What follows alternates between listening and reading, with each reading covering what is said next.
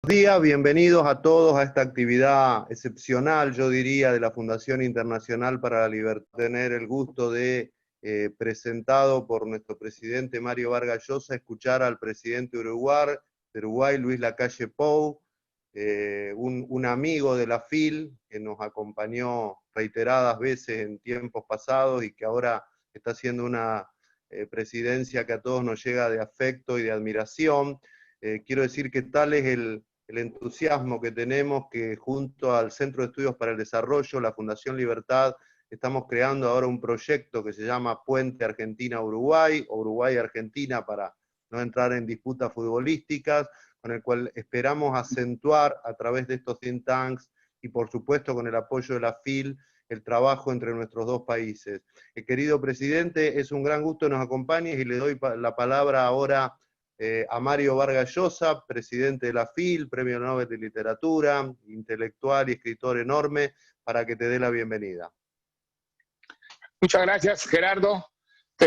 Queridos amigos, es un gran honor para la Fundación Internacional para la Libertad la presencia del flamante presidente del Uruguay, Luis Castillo Pou, que va a responder preguntas en un diálogo amistoso con muchísimas personas, tanto de América Latina como de Estados Unidos y de Europa. Dos palabras simplemente para darle la bienvenida y agradecerle al presidente de Uruguay el que haya accedido a participar en este diálogo. Como ustedes saben, luego de una brillante campaña electoral, Luis Lacalle Pou ganó las elecciones y a los pocos días de haber ganado las elecciones y asumir la presidencia de su país, tuvo que enfrentar el coronavirus. Y lo enfrentó de una manera muy original y muy exitosa, dicho sea de paso. El presidente Lacalle Pou se negó a confinar de una manera obligatoria a los uruguayos y se limitó simplemente a recomendarles que tomaran las precauciones debidas que recomendaba la sanidad de su país. Y esta concesión a la responsabilidad de los uruguayos ha funcionado extraordinariamente bien. Como ustedes seguramente saben, Uruguay tiene un número realmente muy pequeño de víctimas del coronavirus y el país ha seguido funcionando desde el punto de vista económico, desde el punto de vista institucional, de tal manera que probablemente va a ser uno de los países que va a sufrir menos las consecuencias de esta terrible pandemia que se cierne sobre todo el mundo. Una vez más quiero agradecer al presidente del Uruguay, que es un demócrata y que, como ha dicho Gerardo Bongiovanni, está vinculado a la Fundación Internacional para la Libertad desde hace mucho tiempo. Agradecerle su presencia, desearle muchos éxitos en su gestión y paso inmediatamente la palabra al secretario general de la FIL, Gerardo Bongiovanni, que va a dirigir este diálogo. Bienvenido, presidente, y con ustedes, Gerardo Bongiovanni. Bueno, querido presidente Lacalle Pou, si le parece bien, lo escuchamos. La idea es que reflexione un poco con nosotros y luego hacer algunas preguntas que deberán viabilizarla a través del chat de este Zoom y yo se las iré transmitiendo al presidente. Van a estar todos los micrófonos apagados mientras dure esta exposición. Querido presidente, lo escuchamos. Buen mediodía para todos, por lo menos en este uso horario. Agradecer especialmente la invitación y la convocatoria. Y en realidad agradecerle a don Mario y a Gerardo haberme invitado más de una ocasión a participar de las conversaciones, a participar, recuerdo, en Arequipa, una muy linda que tuvimos, que nos ayuda a afincar pensamientos, a reconocer realidades en otros países, pero conceptos que son universales, como el de la libertad. Por supuesto que no siempre estuve de acuerdo con los expositores, pero parte de la generación de pensamiento es justamente tener discusiones y sobre todo las de alto nivel como se daban en esas conversaciones. Así que a don Mario Vargas Llosa agradecerle su generosidad totalmente desinteresada. Y agradezco estar en esta posición y de alguna manera poder retribuir lo que en algún momento se nos brindó. Bien decía don Mario que estábamos estrenando la presidencia y a los pocos días, a los 12 días, nos cae la pandemia. El 1 de marzo asumimos un gobierno distinto. Por primera vez en la historia de nuestro país se formó una coalición de 5 partidos políticos. Lo que había en Uruguay antes de la elección, una voluntad de cambio. Y para nosotros es muy importante tener claro dónde está la génesis de los cambios, que está en el pueblo, que está en la gente. Primero decide que hay que cambiar y después deposita sobre los hombros de, en este caso, 5 partidos políticos, su voluntad de cambio. Y ese es un mensaje muy fuerte que asumimos en la campaña electoral con compromisos, que asumimos en la campaña electoral con una hoja de ruta que se llamó Compromiso por el País y que asumimos antes de la asunción del 1 de marzo con un proyecto de ley estructural donde están las grandes reformas o las más importantes que creemos que el país necesita.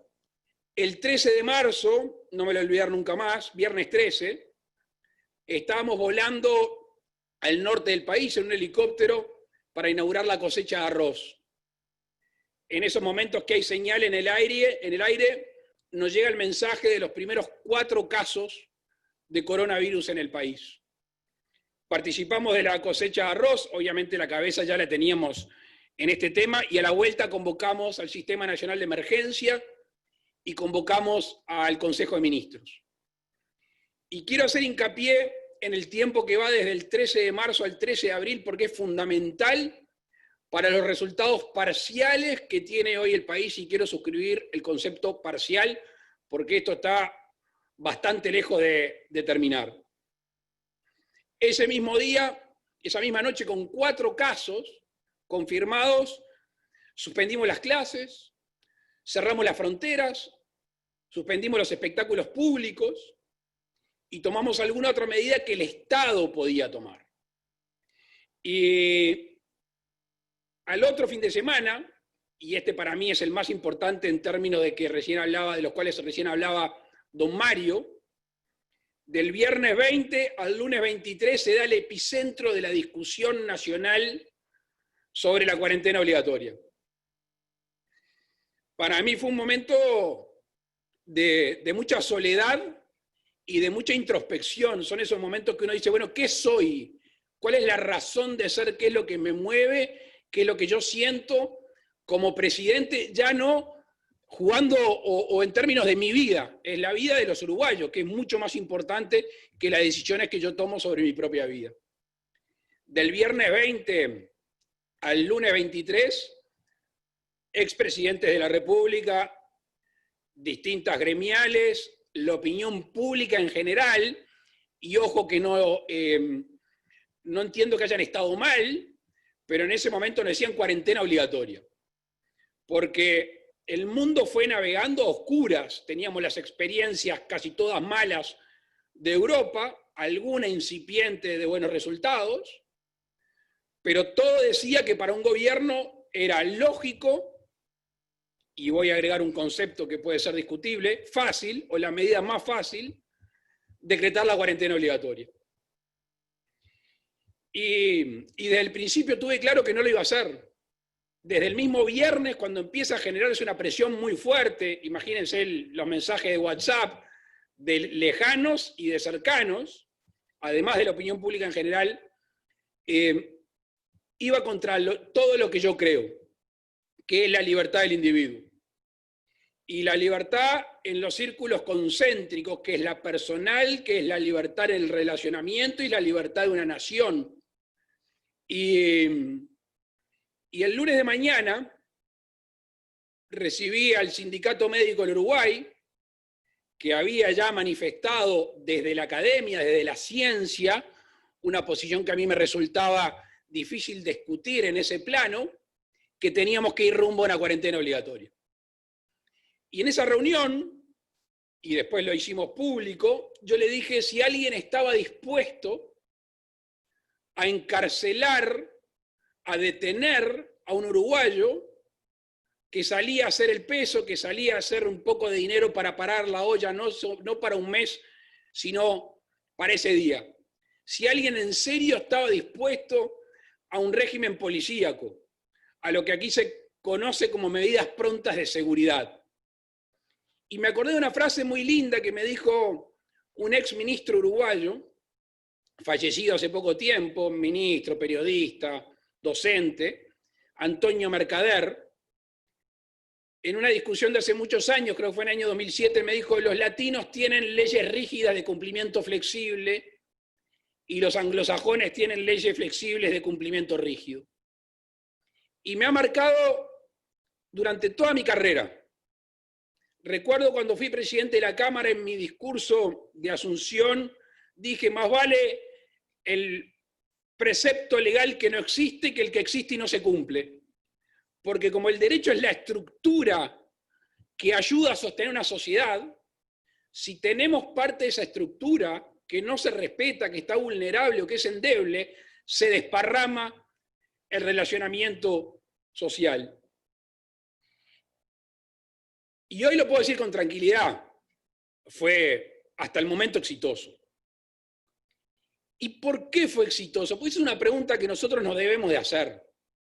Quizá en un país acostumbrado a que la libertad personal mute por un Estado omnipresente, por un Estado regulador al extremo, con textos legales, ¿por qué fue que en ese momento, despojado de una regulación o de una obligación estatal, una regulación desde el gobierno, el uruguayo cumplió? Yo asumo que fue una especie de asfixia de libertad. Fue una especie de que se sintió el individuo que su persona, que sus actos, que su libertad responsable no solo iba a determinar su vida, sino la de su familia, la de sus seres cercanos y la del resto de la comunidad. Y si hay un éxito relativo hasta el momento, no es la inspiración ideológica o la esencia de un presidente de la República o de un gobierno. Es que el uruguayo entendió y aplicó su libertad responsable como yo muy pocas veces vi en mi vida. Debo decirles que desde el viernes 13 de marzo al lunes 13 de abril, un mes con Semana Santa en el medio, el Uruguay se apagó, el Uruguay se cerró. Y el que tuvo que trabajar, trabajó de determinada manera, el que tuvo que hacer sus cosas, pero realmente uno miraba Montevideo y miraba el país y había un acatamiento ejemplar. Y eso tiene un efecto de coyuntura, que es el importante en términos de pandemia, que es que el Uruguay, cuando uno veía las gráficas del mundo, que crecía exponencialmente el virus, el Uruguay era apenas una subida, una pendiente en ascenso muy leve. Y después vino la meseta y al día de hoy tenemos 5 veces u 8 veces más recuperados que gente con el virus activo. Pero lo que subyace atrás, y para mí es el ejemplo que tenemos que tener, es el fino equilibrio social y el fino equilibrio de sintonía que encontró un gobierno con su gente. Esa sociedad indispensable que tiene que haber una cohesión nacional. Cuando hay un divorcio entre lo que el gobierno dicta, lo que el gobierno legisla y lo que el pueblo espera o necesita, no hay constitución ni ley que lo pueda frenar. Es letra muerta.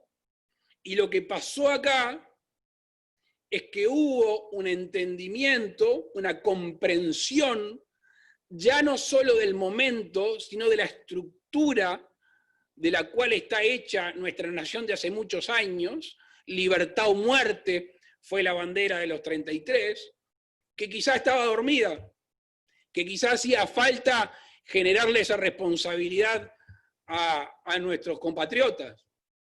Y da orgullo el momento, y creo además que nos abre una preciosa oportunidad para recuperar la confianza social, para recuperar aquello de la buena fe entre las partes, para recuperar aquello del derecho consuetudinario, que es de tradición, de cumplimiento entre las partes de la buena fe, y no creer que las relaciones humanas están signadas por aquella maldición de Hobbes, que el hombre es el lobo del hombre.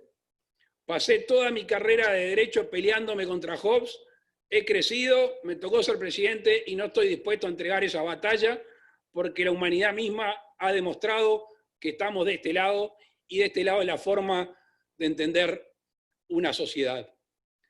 Tan fue así el éxito relativo que tuvimos, que el 22 de abril pudimos en esa pausa empezar a reabrir la sociedad desde el Estado.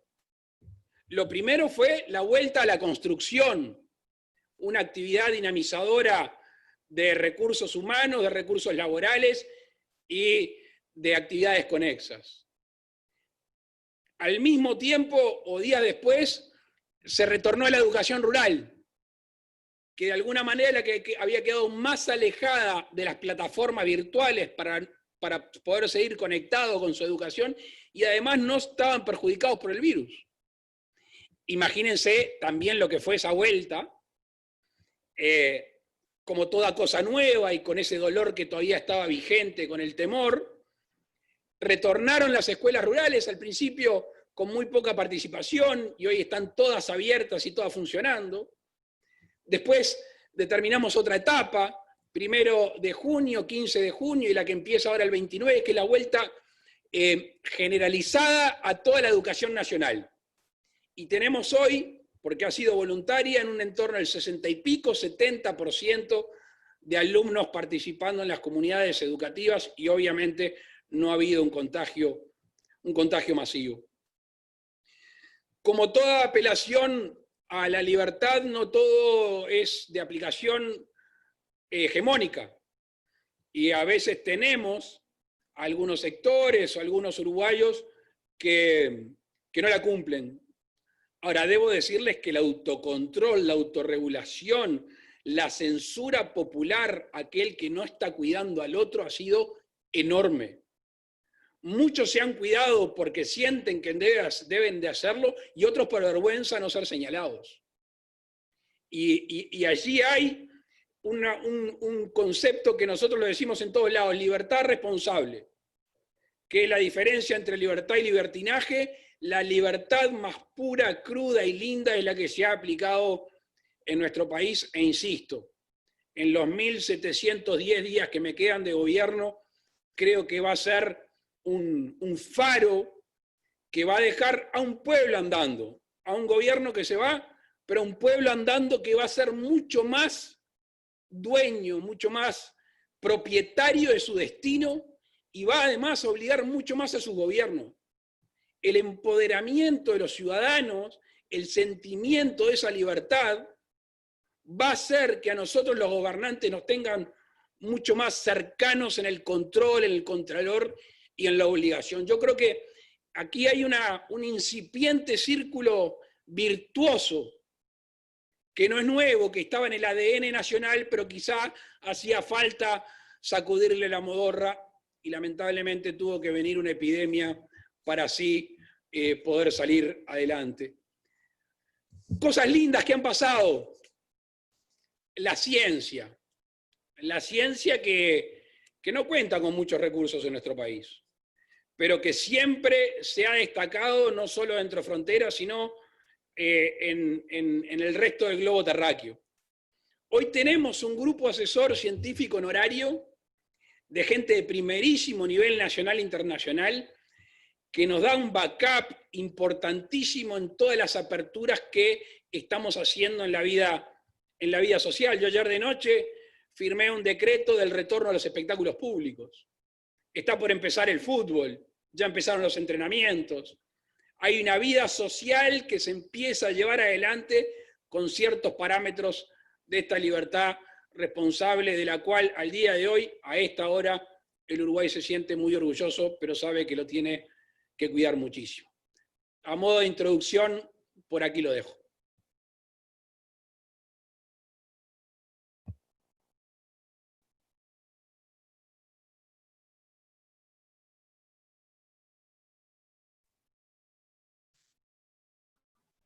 Gerardo, te damos la palabra, no sé si te puedes conectar con el audio.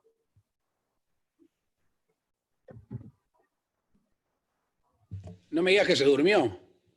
No, yo creo que se desconectó. A ver. Yo creo que se desconectó, algo tocó. ¿Me escuchan? ¿Me escuchan ahora? Ah, sí. ¿Me escuchan? Ahí está. Sí, sí. Bueno, muchas gracias, presidente de la calle Pou, muchas gracias. Hay, por supuesto, muchísimas preguntas, pero yo quiero ir un poquito para atrás y quizás toda su exposición y la política que lleva adelante Uruguay tiene que ver con algo que ocurrió el 1 de marzo. Yo tuve la suerte de estar allí en los actos de asunción a su presidencia, y usted dijo expresamente que no iba a invitar a Maduro a la asunción de la presidencia porque no era un demócrata, y la verdad que me parece que ya ahí se vio un cambio, digamos así, importante para América Latina. De alguna manera podemos decir que esta política que está llevando adelante Uruguay bajo su gobierno ante la pandemia, esta política que tiende a cuidar la salud, pero también a proteger la economía y las libertades, está un poco en ese marco de recuperar para Uruguay y que recupere América Latina una línea, digamos así, de absoluto respeto republicano? Está íntimamente vinculado a los derechos humanos de todas las generaciones, de las anteriores y las nuevas generaciones de derechos humanos. Con respecto al episodio del dictador Maduro y con respecto a Venezuela y a Nicaragua, quizás se confundió un poco lo que no hicimos, que fue dejarlo de lado de la invitación. Nosotros tenemos relaciones diplomáticas con esos países, sin perjuicio de la cual era la asunción de un nuevo gobierno. Una cosa es el Estado, una cosa es la nación, el pueblo oriental, el pueblo uruguayo, y otra cosa es la asunción de un nuevo gobierno.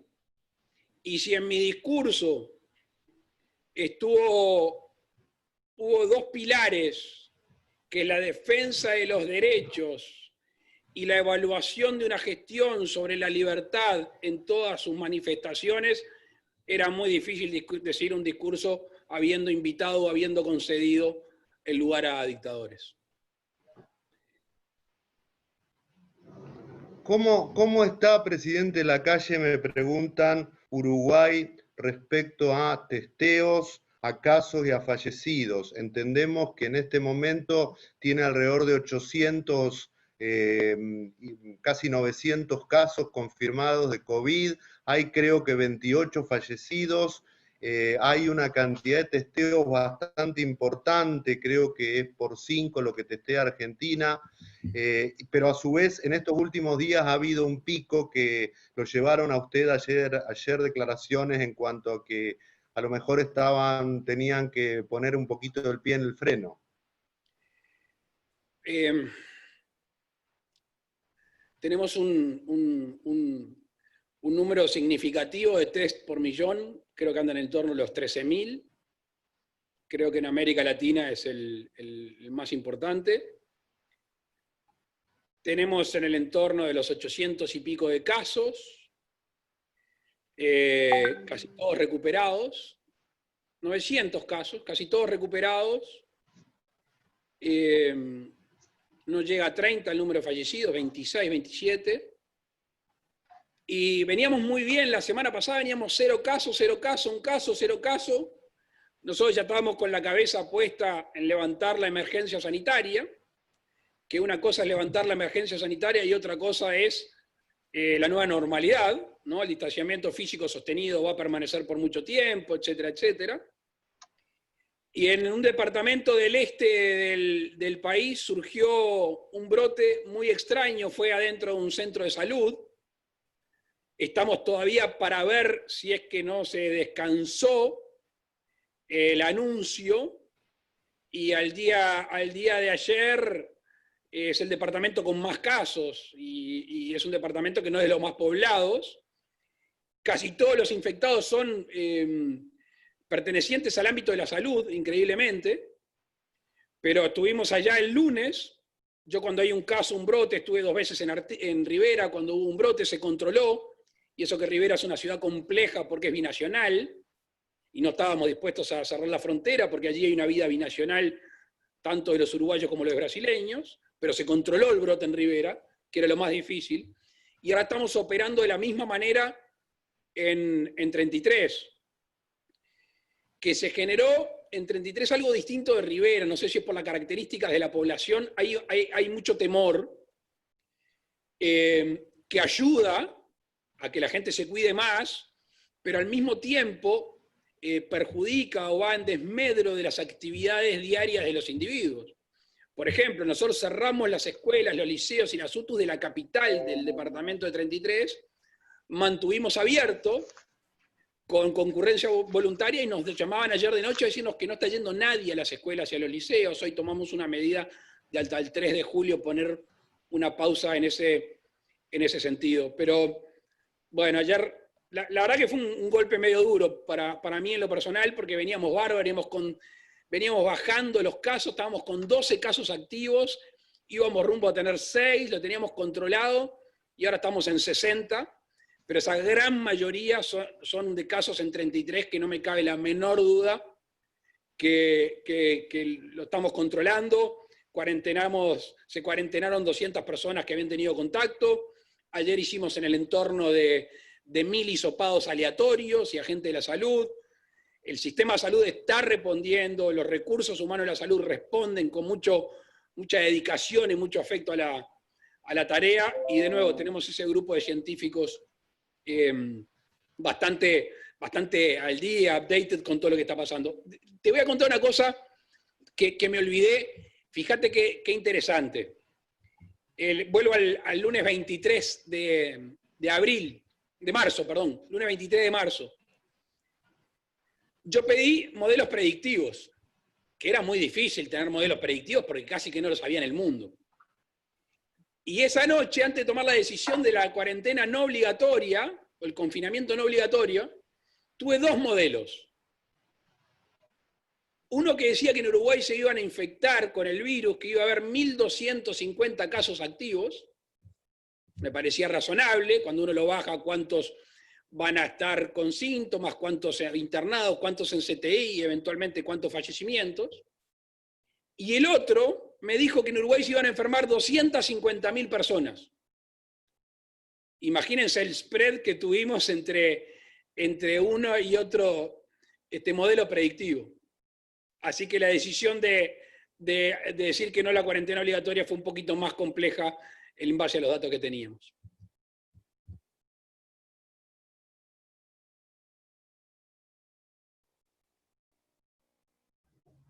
Gerardo, el micrófono. Gerardo, tienes que conectar el micrófono. Tiene el...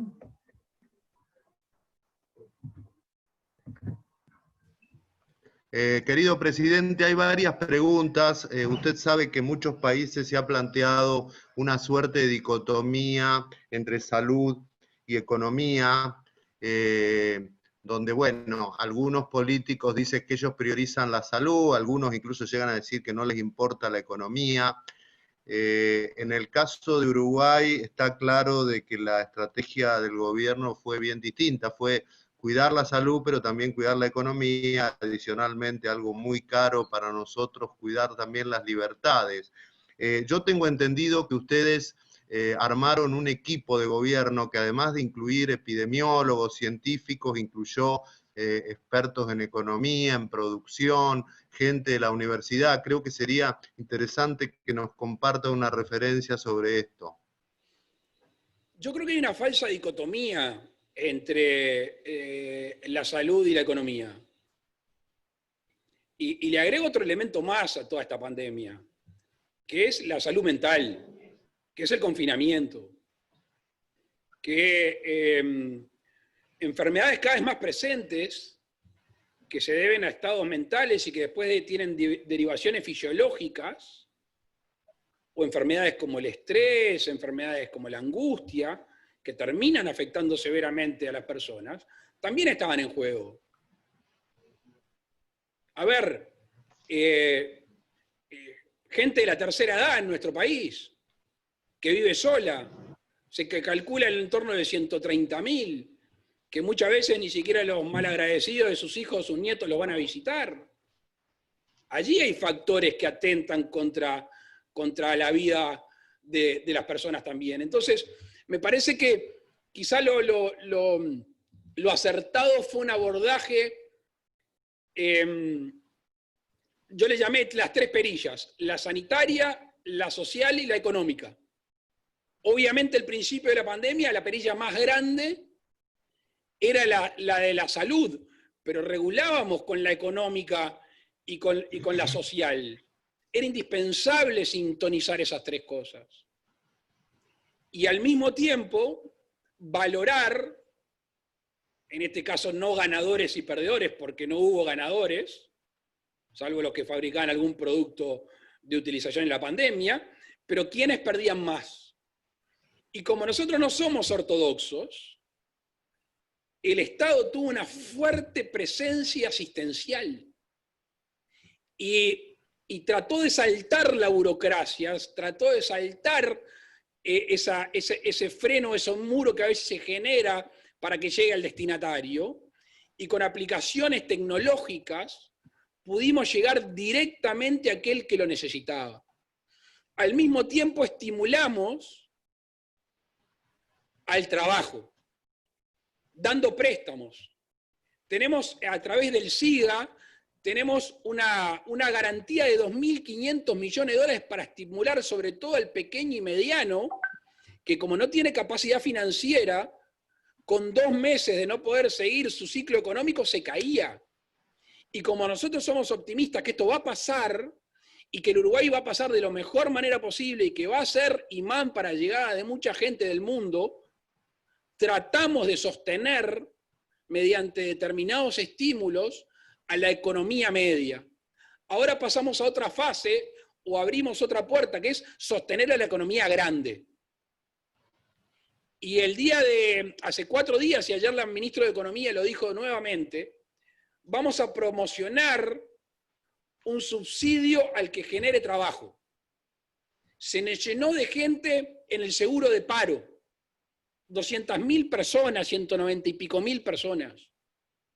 Estamos alentando a las empresas de todo volumen para que vuelvan a tomar a esos funcionarios o para que den trabajos nuevos. Y el Estado va a subsidiar, va a empujar el carro para que de nuevo agarre inercia y agarre potencia. Por eso nunca tuvimos la menor duda que no era una contradicción entre salud y economía. Sí que la salud era quien nos determinaba la frecuencia o el tono de la economía o de la perilla social. Y por eso cuando nos asesoramos tenemos que tener equilibrios, porque naturalmente quienes se dedican a la salud y determinados científicos tienen esa visión y no esperamos la otra. Lo que tiene que hacer un gobernante es tomar información, tratar de ser justo, apelar a sus creencias más profundas y justificarlas ante la población. En un momento tuvimos una presión muy fuerte de que había que generar más tributos, aumentar los tributos al patrimonio, aumentar los tributos a la gente que tiene emprendimientos mayores. Y yo me negué rotundamente. ¿Por qué? porque son los que están empujando y los que van a empujar la salida del país. Si nosotros en la pandemia castigamos al que emprende, castigamos al que da laburo, castigamos al que produce, al que innova, al que comercia, ese va a quedar en la vera del camino. Y por eso hay una jugada muy fuerte, que la contracara de ello fue un impuesto del 20% del salario al presidente de la República, a sus ministros, a senadores, a diputados y a todos los funcionarios públicos que ganaran más de $1.900 durante 2 meses. Quisimos dar la señal de que era el Estado el que tenía que hacer el proceso de esfuerzo y no eran los particulares, porque terminado esto, no es el Estado que saca adelante a la población, es el particular el que prende los motores con la asistencia de la infraestructura, con la asistencia de la red de comunicación y con todo lo que brinda el Estado, pero es el particular el que va a encender más fuerte los motores y salir para adelante.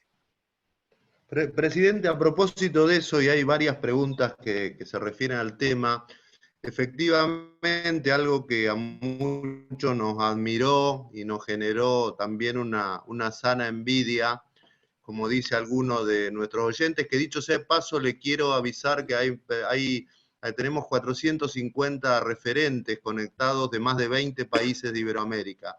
Pero bueno, varias preguntas van en línea con esto. Usted hizo 2 cosas que nos generaron mucha simpatía. Por un lado, anunció una reducción del gasto político, algo que pocos países han hecho, y por otro lado anunció que no iba a subir impuestos ni a crear nuevos impuestos porque no iba a cargar a los que iban a ser el motor de la reconstrucción. ¿Cómo imagina usted que va a ser esa reconstrucción? ¿Qué tiene en la cabeza? ¿Cuánto cree que va a caer el Producto Bruto uruguayo? Hoy hay pollas de casi todos los países que hay pronósticos, pero la verdad que no se sabe bien, pero ¿cómo imagina usted este año en la economía uruguaya y cómo imagina la pospandemia?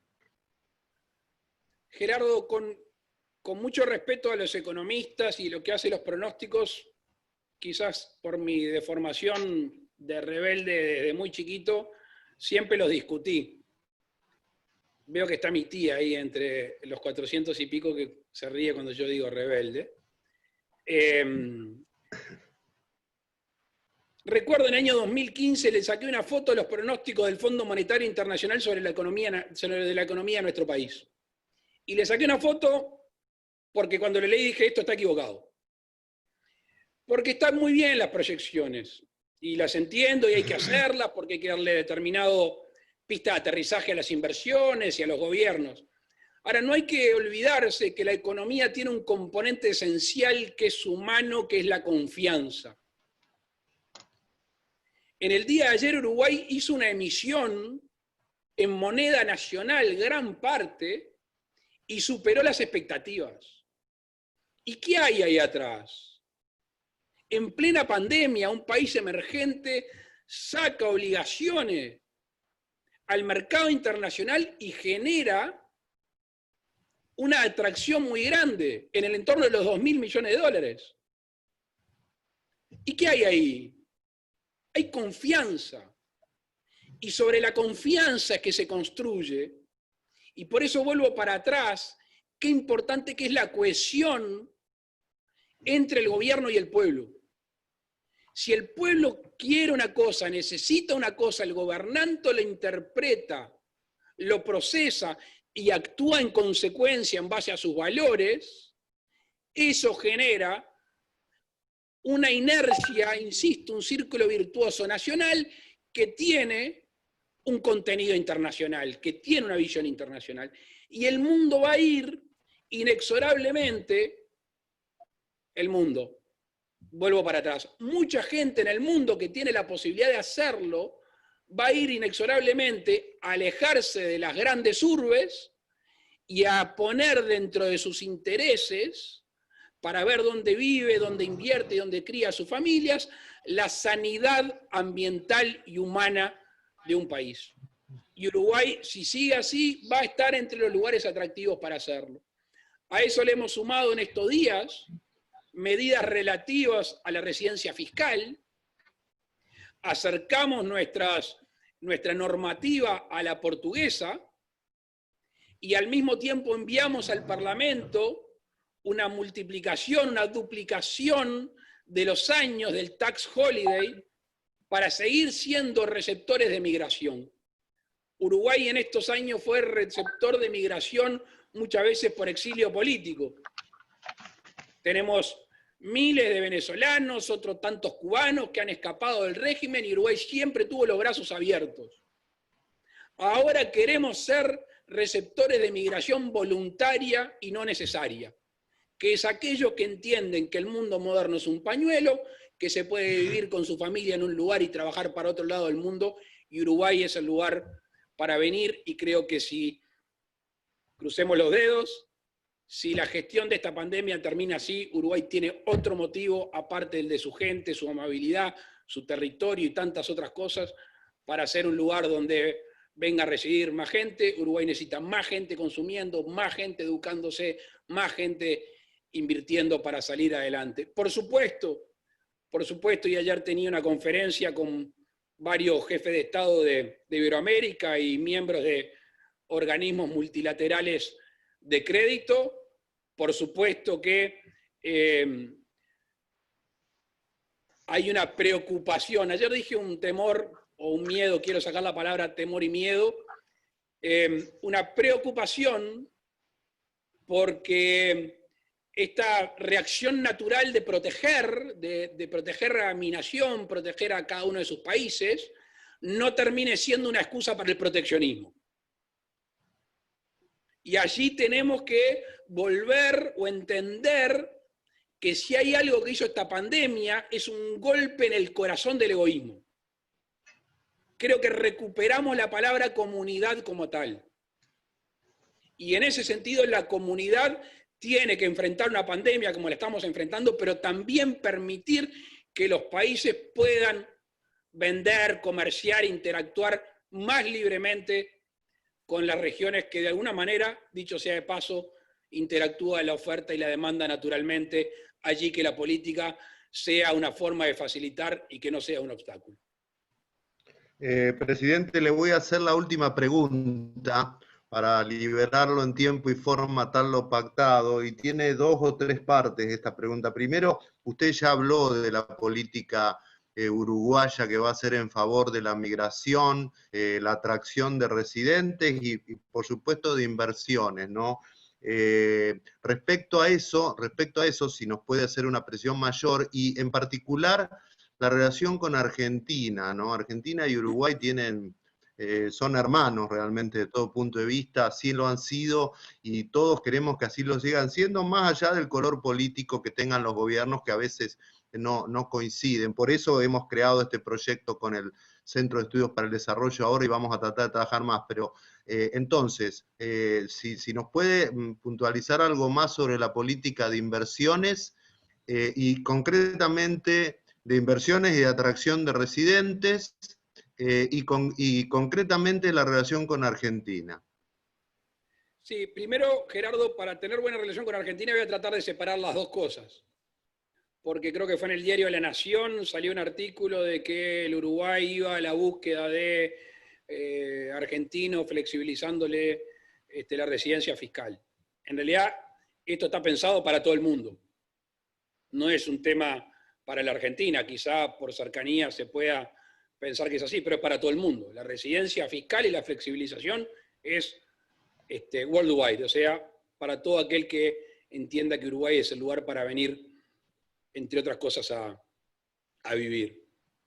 Luis Alberto Herrera, mi bisabuelo, citaba constantemente a un lord inglés, a Lord Palmerston, cuyo monumento vi en una plaza de Londres, y decía que los países no tienen ni amigos permanentes ni enemigos permanentes. Tienen intereses permanentes. Y con Argentina tenemos intereses confluyentes en su gran mayoría. Lo mismo que con Brasil y con Paraguay. Obviamente que tenemos alguna disputa, pero es íntimamente menor. El tema es seguir actuando con aquella premisa que mis derechos terminan donde empiezan los derechos de los demás. Yo creo que debe haber una potenciación de los derechos, ya no solo de las personas, sino de las naciones. Hace pocos días llamé al presidente Alberto Fernández por el tema de la navegación del río Uruguay. nuestra nación tiene gran parte de su existencia en una ciudad portuaria a priori. Y tiene esa misma vocación después de 200 años. Y el río Uruguay, que está totalmente desaprovechado, a diferencia de la hidrovía del Paraná, tiene mucho para darle a Argentina, tiene mucho para darle al Uruguay y tiene mucho para darle al centro del estado de Río Grande del Sur. Y llamamos a Alberto Fernández y empezamos a trabajar, el propio gobernador Bordete está también en sintonía en la región. Allí tenemos que trabajar fuertemente. El 1 de marzo que tú hacías mención, en el discurso de Asunción, que estaba el presidente Bolsonaro, estaba el canciller argentino, mi apelación fue, no directamente a ellos, pero sí algo que estoy viendo en el mundo, y pido disculpas porque no me gusta hablar de mis colegas, y aparte colegas que son presidentes de países mucho más grandes que el mío, que las políticas exteriores muchas veces se llevan no en un sentido nacional, sino en un sentido de quedar bien con mi constituency. O sea, es una visión parcializada de la sociedad en base a mis votantes o mi electorado que termina determinando la política exterior de mi país. No sé si fui claro o no en ese concepto, pero creo que hay grandes líderes en el mundo que se relacionan con el mundo mirando aparte de su país y su electorado. Y por eso hay que despojarse de la ideología imperante en el gobierno o del signo político. Porque en el fondo las naciones no son extremas cuando se trata de vinculación con otros países. Porque el aislacionismo no cabe en el mundo moderno. El aislacionismo, el proteccionismo ultranza va a caer por su propio peso, porque no hay fronteras legales que frenen al ser humano. O los ayudamos así, que así sea, o vamos a fracasar en el intento. Lo que pasa mientras que se fracasa en el intento, no avanzamos en la unión de las regiones y de las naciones. Y por eso con la Argentina, con el Brasil y con el Paraguay, Uruguay siente una deuda histórica con el Paraguay y entiende que puede ser complementario porque necesita salir al mundo, un país que está creciendo y que a medida que crezca va a tener más embudo en los intermediarios y en la salida al mar. Allí tenemos una preciosa oportunidad en el granero del mundo, en un lugar donde se ve bendecido por la irrigación de aguas subterráneas superficiales, un lugar donde todavía el ecosistema está cuidado, donde la gente es amable, donde la gente todavía tiene cierta preparación en comparación con el mundo y solo estamos con posibilidades de unirnos y crecer en determinados ámbitos. Yo soy enemigo de los grandes proyectos.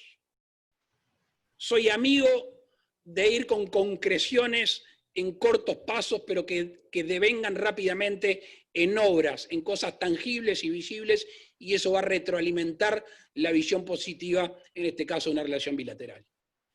Presidente, antes de cortar y agradecerle, quiero pedirle una reflexión personal, muy personal, sobre lo siguiente. Usted viene de una familia de políticos, su bisabuelo, bueno, el famoso Herrera, su padre, nuestro querido Kuki Lacalle, un gran presidente de Uruguay. Usted hace mucho, creo que en el preescolar debe haber empezado a militar la política, ya fue candidato a presidente, ahora llega a la presidencia muy preparado, mamando la política desde joven, mamando los temas gubernamentales de joven, llega a la presidencia, asume el 1 de marzo y se encuentra con este lío, ¿no? Con esto, porque usted venía preparado para otra cosa, digamos así, ¿no? ¿Cómo es personalmente ese reformateo de tener que asumir un tema tan delicado, donde está nada menos que la vida y la salud de los uruguayos, pero equilibrando con otras cosas? ¿Cómo ha vivido Luis Lacalle Pou, cómo vive Luis Lacalle Pou ese proceso interno de haberse preparado quizás toda la vida para ser presidente y de golpe asumir la presidencia en un momento que va a quedar en la historia probablemente, por lo complejo, por lo difícil? En la campaña electoral, mucha gente con cariño nos decía, antes de todo esto, ¿no? En campaña electoral, ya con los registros económicos, sociales que veníamos viendo del país, nos decían, ¿estás seguro que querés agarrar este fierro caliente? Y yo siempre dije, yo no le pido al país el mejor momento, yo le doy mi mejor momento al país. Y quiero pluralizarlo cuando digo yo. Tenemos un gran equipo.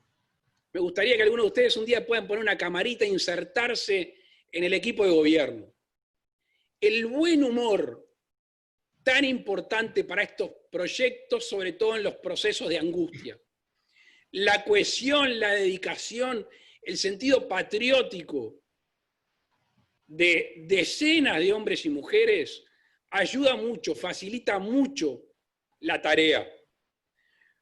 Por supuesto que tuvimos que cambiar el chip.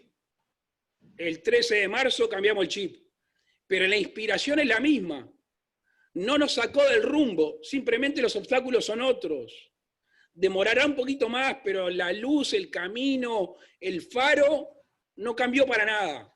Simplemente, en estos momentos de presión, es donde uno se mira para adentro, recalcula la coyuntura, pero reafirma el rumbo que es el rumbo de la libertad. El 1 de marzo, le decía hace un rato, dije que quería que nuestro gobierno, el 1 de marzo del 2025, le pongan como vara de medida la libertad en todos sus ámbitos. Nos tocó este obstáculo, lo estamos peleando con la libertad como espada fundamental y va a ser la que después nos lleve a desarrollar ese concepto que para mí es tan importante, que es la redefinición de prosperidad, que no se define solo por términos económicos, sino por la capacidad de tener una sociedad de buen relacionamiento, vivir en paz con tu familia, poder prever el futuro, tener un ambiente saludable dentro de las tantas acechanzas que tiene este mundo tan incierto.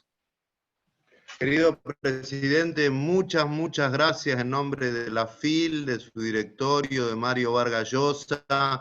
Nos hace mucha ilusión poder visitar Uruguay, poder organizar un evento allí, visitarte. Nos hace mucha ilusión que nos vuelvas a acompañar en algún evento presencial de la FIL. Mientras tanto, muchas gracias, querido Luis, muchas gracias, felicitaciones y bueno, toda la suerte y la fuerza para este momento tan delicado. Te brindamos un aplauso a la distancia, un aplauso virtual que ojalá pronto pueda ser presencial. Muchas gracias de corazón. A vos, Gerardo. Acá tengo a Alitu, que está en representación del CED, que le mando saludos. Y un abrazo grande a don Mario. Abrazo, Mario, y muchas gracias. Nos vemos. Muchas gracias.